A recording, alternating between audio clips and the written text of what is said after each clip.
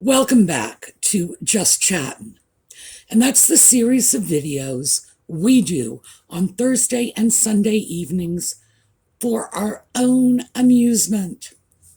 So, loads of stuff in the news this week about our favorite gruesome twosome.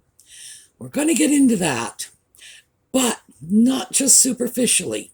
We are going to talk about why there's so much in the news and why we can reasonably expect to see a good bit more along the same lines in the following weeks. So, when we come back,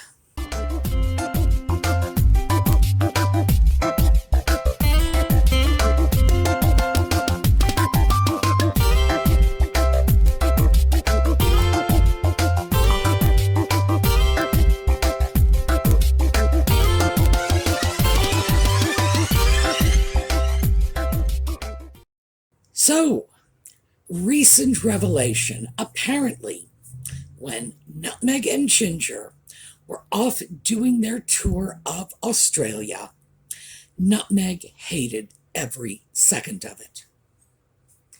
Well, for our friends down under, this is actually really good news. It probably means she's in no hurry to go back to your country. I'm sure you'll be very happy for that. I found it, well, beyond bizarre. I found it utterly inexplicable. Because guess what's in Australia?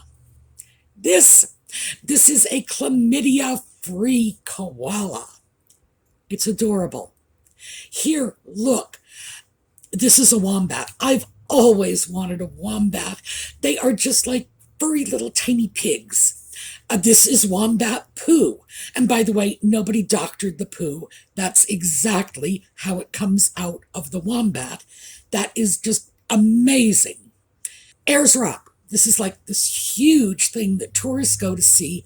And I understand that because it kind of looks alien. It just looks like somebody dropped this giant rock. And it's beautiful. Or how about Lake Hillier? For those of us in the United States, it's the Pepto-Bismol lake. This is, again, not doctored. This is what color the lake is. Wow. We're going to throw in my favorite Australian thing, Federation architecture. This was going on around the turn of the century, which was roughly the same time that the U.S. had the beautiful Queen Anne gingerbread houses. But this is astounding. This stuff is just so gorgeous. This particular house is from St. Kilda. By the way, Australia also has St. Kilda. St. Kilda is a town in Australia that was not named after a saint. It was named after a boat. The boat, by the way, was not named after a saint. It was named after a woman. The woman, by the way, was not named after a saint. She was named after a place in Scotland, which, I'm sure you're way ahead of me, was not named after a saint. You know why? Because there is no St. Kilda. Never has been. Australia is like the most amazing place in the world. Nowhere else would something like this happen. And by the way, I can do like a whole half-hour video just on St. Kilda. Okay, so we're going to move away from Nutmeg despising Australia because I can't even understand that. It is so incomprehensible to me. How could this be? Interestingly enough, it's the same Australia tour that Harry said made the rest of the royal family jealous of her because she was so popular. Just history repeating itself because Diana did well in Australia. This guy has his head so far up his butt, it's not even funny. Oh, and in case we have any doubt of where Harry's head is, he's showing us pictures of his butt now. This is from a polo match because apparently Harry is out to prove that he's just one of the guys, you know, going out playing polo with the chums the way all us, working class proles do. I'm not even sure what that's all about. If they're trying to prove they are uh, people of the people, that's not how you do it. Playing polo. And I've got nothing against polo. I'm sure it's a delightful game. I have heard a lot of talk about its animal cruelty. In fact, horses, or I guess they're ponies, die in polo matches all the time. So I'm not going to touch that. I just don't know enough about it. What I will say is polo is not exactly known as the sport of the masses. So if they somehow think this is going to resonate with working class people, I'd say they are way off the mark. And as far as Harry and that bizarre butt photo, I don't know what this is all about. He's always had a tendency to do things like this, always. This is not new. This is not post nutmeg. It was pretty well established pre nutmeg. I don't know what it is about Harry and this sort of outrageous behavior, because he does things that normal people do not do, especially if they know they are in the public eye and likely to be filmed or photographed. Harry does all kinds of strange things. And let me just quickly throw this out because the body language guy has examined a lot of these over time. I don't think he has a single video with all of Harry's pacifying gestures, but certainly he comments on it all the time.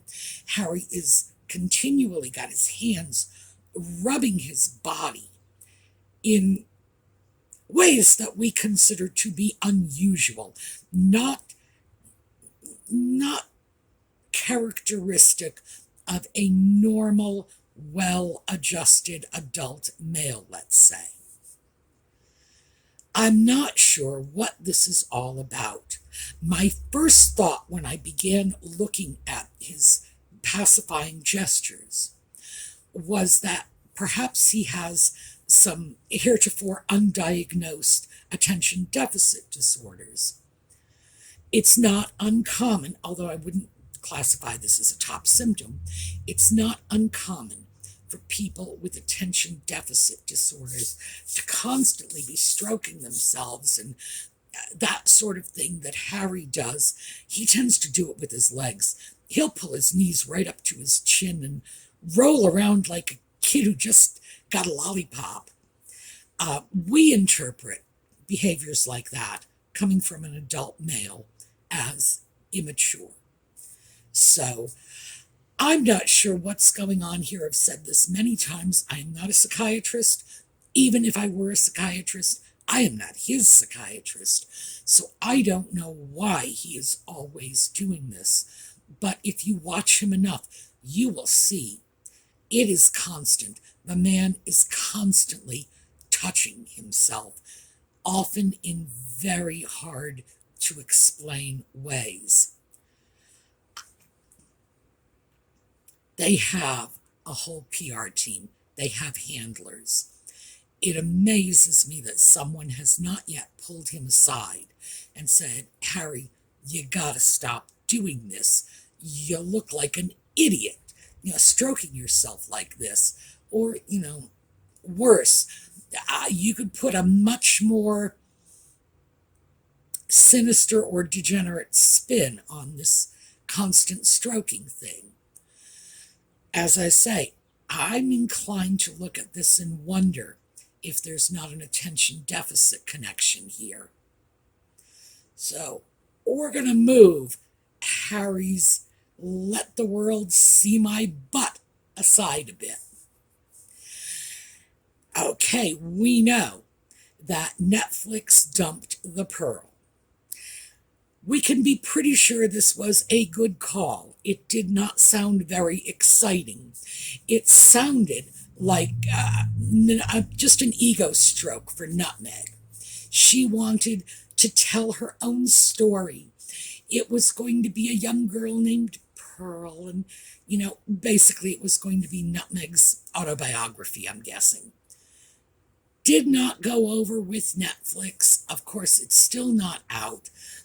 And what's happening clearly is things are unraveling. And we've seen this coming. Spotify brought in a new team to take over the podcast. I understand they've even changed the team yet again. The part I don't understand is why they're going ahead with the podcasts at all, because Nutmeg and Ginger produced one podcast. They even exploited their child. Archie chattering on the podcast. They had Elton John on the podcast, and still, it ranked number 17, below whale noises. Why Spotify isn't looking at this saying, okay, maybe this is a dud we got going here. But I'm guessing, in for a penny, in for a pound, they've stuck with this for a long time. No content is forthcoming. We've all known that. Netflix has pulled the plug on Pearl. Things are unraveling. Now, we saw this starting a couple of months ago. It was starting to sort of unravel. We were seeing stories in the mainstream press that were less kind than they had been in the past, less along the lines of puff pieces. Well, I think we are about to see more puff pieces. And the reason I say this is because the loss of Pearl is a big blow to Nutmeg. I don't think she's going to take this line down. And when she feels she gets bad press, she immediately starts flooding the media with positive stories, which she pays for. So, can we expect some more phony baloney awards? Yes, I think we can. Can we expect some old news dressed up as new news? Yeah, I think we can. The reason why is they're not going to the Jubilee. That's pretty clear. Because, Harry's booking himself into polo matches throughout. But still, a lot of people have been saying this right along. They're not going to do it. Nutmeg does not want to go back to the UK. Harry apparently is aware of this. He's going to sue the government and make it look like it's somebody else's fault. He just can't go. Now, he can get involved in a dangerous sport. He can go to Texas, the patron saint of firearms, and he's fine, but he can't go to the UK because he fears for the safety of his family. Okay, I love my country, and I love my Second Amendment rights. But let's face it, we are among the most heavily armed people on the planet. And by the way, I'm including other people's police forces and armies when I say that. And Harry's okay here with civilian protection services. But he goes to the UK where even the police don't have guns and he feels unsafe. It's like you just can't make this stuff up. But we know it was probably never in the cards anyway. It is very unlikely Nutmeg is going to go back. They were not going to be on the balcony. They are not working royals. Period. So, of course, they're not going to go and just, have to sit out in lawn chairs like the rest of the folks? No, it's very, very unlikely that this was ever seriously on the agenda. It's just they need to make it someone else's fault. As Harry said in the Hoda interview, I've been trying to get back. You know what? 2 years, he couldn't do it, really. What we need to consider now is what they're going to do to sort of bolster themselves. Because, as I say, the loss of Pearl is a blow. They're not going to the Jubilee. They're not going to be on the balcony. That's a blow. They need to do something. Now, all right, let me take that back. Because we all know they don't need to do this, but their egos demand that they do this. So, I'm going to change that around.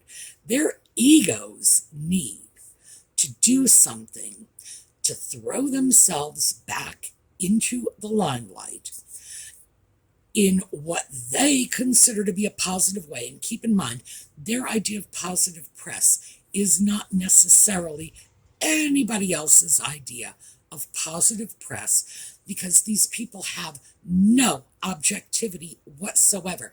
They cannot stand on the outside and look in. They don't. All they're seeing is filtered through their own very disturbed perspectives.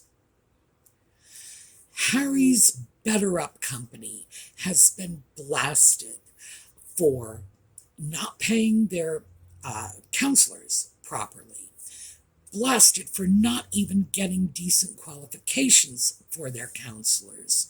And by the way, that is correct. In most states, you can call yourself a counselor without even a high school diploma. That's sad, but it's true. Because counselor is a word. It's not a professional designation like psychiatrist, psychologist, psychotherapist, doctor, nurse. No, it might as well be professional friend. So that's perfectly legal that they can hire people with virtually no qualifications. If they hire them as subcontractors, they don't have to give them benefits or sick time or anything like that. All these things are legal. It's just that it doesn't look good for them. And beyond that, when you start to look into Better Up's practices in general, and they're getting exposed left, right, and sideways, you have to really wonder what kind of shady organization it is that Harry's gotten himself involved in. So again, more bad press. Now, the way most reasonable people deal with bad press is they retreat, they hide out, especially if the bad press is honest and accurate. Not these two. They attempt to fight back. They will say, "Nuh-uh, that's not so. We were married by the Archbishop of Canterbury in the back garden. Nuh-uh, Kate made me cry." Just one lie on top of another, because they are simply driven to deal with the crisis of the moment. There's no long-term planning here, no real strategy. So we can expect more of the same. We can expect them to continue to fight back by throwing more junk at us via the media. So expect more puff stories. Expect more old news pulled out and dolled up as new news. But one thing we should not expect. We should not expect them to do what most people would do, which is back off, hide out, let the storm pass. No, that's just not how they roll. So it should be a lively couple of weeks. We should be in for some unexpected goodies. I'm already starting to get some inklings of things that may end up going out there. There is talk that Nutmeg is going to attempt to revitalize the TIG, her old social influence blog. Wouldn't surprise me. I, I have to tell you, the only thing that's really surprised me is that she hasn't gone down to QVC and knocked on their door and said, why don't you let me do, the 2 a.m. sales show for you? She seems determined to use her position as a member of the British royal family to profit. And will she end up, hawking whatever, the sort of thing one does on the TIG? This brand of coffee, that vacation spot? Yeah. Why would we have ever doubted this? Of course she would. Is it going to be successful? Not very likely, because the only thing she has to sell is that royal family connection. And most of us do not want to see or even imagine a member of the royal family on QVC at 2 a.m. hawking cookware. And that's what this amounts to. Just being a paid spokesmodel for something or other. So, would it be a surprise? No. Do I believe she's going to do it? Not necessarily. See, the thing is, right about now, they're going to be moving all kinds of stories out, just pushing this stuff at us, just to detract from the humiliation of Pearl being canceled, the inevitable anger people are going to feel knowing that Harry is still allegedly negotiating their appearance at the Royal Jubilee. Meanwhile, he's already double booked with polo matches. That kind of blatant conflict can't go unnoticed. People will see it. When they do see it, it is going to look very disingenuous, and it's also going to look very disrespectful to the Queen. Gee, I'd rather be out with my polo buddies than celebrate the longest reigning monarch in British history. This is no small thing. And the Queen has already passed that mark. Guinness Book of World Records time, she's already there. It's something worth celebrating. And her grandson, the grandson who is trying to make sure that she is protected and surrounded by all the right people, is not going to be there. That doesn't look particularly good for him. All right, come on. Sorry, we've got an interruption here. All right, come on.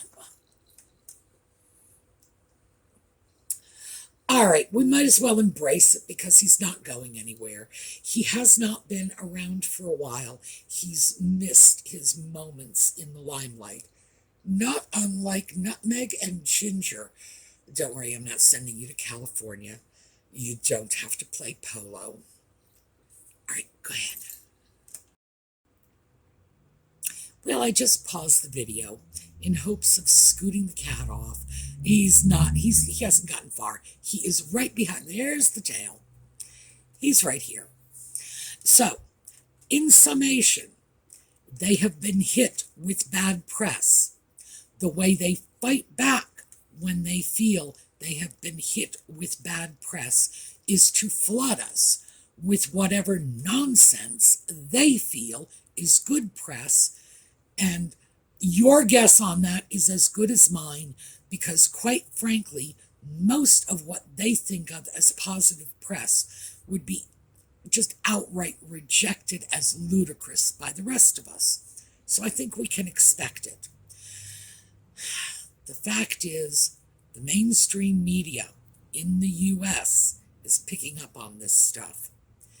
Interesting, because what that tells us is when their brand implodes, they're going to start losing whatever charm they had for the American people. Now, this is not surprising. This is just, everyone knows this. When you are a celebrity, the media is fickle. They will follow you around like puppy dogs, 3 weeks, 4 months, 2 years. And then all of a sudden, they take issue with something you've done. Or the next new celebrity comes along and they turn on you. And when they turn on you, it can be pretty gruesome. So, what we're seeing is the beginnings of that implosion. The brand is failing. And we're going to see them fighting back by flooding us with happy, happy talk. Let me just very quickly say, the reason the brand is failing is there is no brand. It's just nutmeg flitting from one popular cause to the next and dragging the sock puppet along with her. That's all it is. So it was inevitable that the brand would fail. There is no brand. It's like, I'm sorry, the emperor has no clothes. There's nothing to back this up. We are not talking about a deeply committed activist / humanitarian. We are talking about a minor cable actress driven to get her name in the headlines and her picture on the front pages. And quite frankly, I read this recently and I don't even remember where I read it.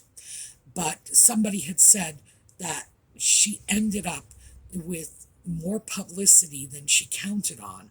And I think, yes, I think she succeeded beyond her expectations and just doesn't know what to do with it. Oh, she's determined to do something because she'd like to get her money's worth out of it. But in fact, there's no plan here. There's no follow through. Has anyone seen her do anything at all at any time beyond the photo op? No. She gets involved with a charity, gets her picture taken, moves on to something else. She talks about, paid family leave, fair pay for workers, moves on, and then Harry's involved in a company that's getting slammed for, in particular, pay abuses of its workers. Just move on to the next thing because there's nothing there. It's like you open up the box that is nutmeg and it is empty. That's why none of this makes any sense to us. But here's my Chris Well predicts. We are going to see the puff stories. We are going to see things designed to distract our attention from the Netflix debacle. So it could be fun. For my friends in Australia, I am so sorry she was so unkind to your country. But remember, there is a silver lining because it means it's not likely she's ever going back. Gosh, maybe I'm going to move to Australia. I don't know. I'm starting to think about it. It's looking really good to me. All right. Very quickly, our donation for this month went to, this month meaning May, went to PTSD resolutions. Many of you asked that we look at that particular charity. I believe this is the one that Trevor Colt is supporting. So we did it. It was interesting because I had to figure out how to make the donation. They got £80 as opposed to $100. Usually the monthly donation is $100, but obviously there was conversion. So 80 pounds, which is about $100. It worked the opposite way when the charitable contribution went to Canada, because I donated $100, not knowing I had donated 100 Canadian dollars. My bad. Didn't occur to me. I saw a dollar sign and just ran with it. So I subsequently donated another 20 Canadian dollars so they could get the full 100 US dollars. I got to be a lot more careful about that in the future. I usually am, but forgive me, Canadian friends. I saw the dollar sign and I didn't think. I'm going to list in the video notes all of the organizations we have donated to, because we've donated to Australia, Canada, the UK, the US, internationally, and that should put us right on target. 5 donations, and we're in May now. So now we need to look at where we want to take our charitable donations, because we've hit the English-speaking world. We did make a specific contribution hoping to deal with the casualties in the Ukraine. Let's take a look at where. Open to suggestions in the comments. Let me know where you'd like us to see, where you'd like to see us go next. All right. Have a terrific day. We are going to take a look at a slideshow on our way out, and I will see you all next time.